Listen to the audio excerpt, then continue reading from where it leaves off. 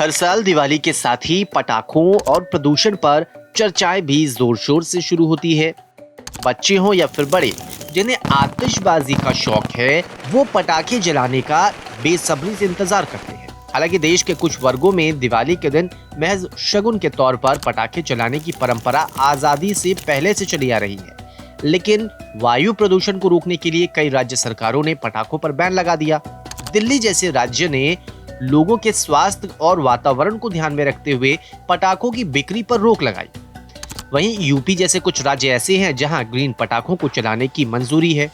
अब सवाल ये उठता है कि आखिर ये ग्रीन पटाखे होते क्या है और क्यों ग्रीन पटाखों को चलाने की अनुमति है जबकि नॉर्मल को नहीं।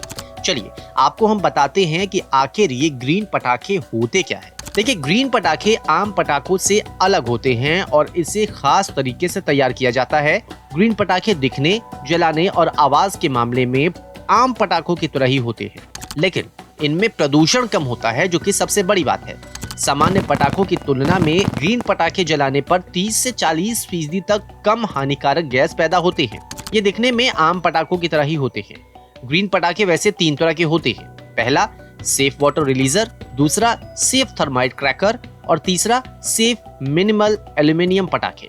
कुछ ग्रीन पटाखों में भी एल्यूमिनियम, बेरियम, पोटेशियम नाइट्रेट और कार्बन जैसे प्रदूषणकारी रसायनों का उपयोग किया जाता है, लेकिन इनकी मात्रा बहुत ही कम होती है। वहीं कुछ ग्रीन पटाखों में इन रसायनों का बिल्कुल भी इस्तेमाल नहीं होता। ग्रीन पटाखों में वायु प्रदूषण को बढ़ावा देने वाले नुकसानदायक केमिकल नहीं होते हैं, इसीलिए इन पटाखों से प्रदूषण कम फैलता है। वैज्ञानिक और औद्योगिक अनुसंधान परिषद यानी CSIR की ओर से विकसित ग्रीन पटाखे सामान्य पटाखों की तुलना में 30% कम प्रदूषण करते हैं।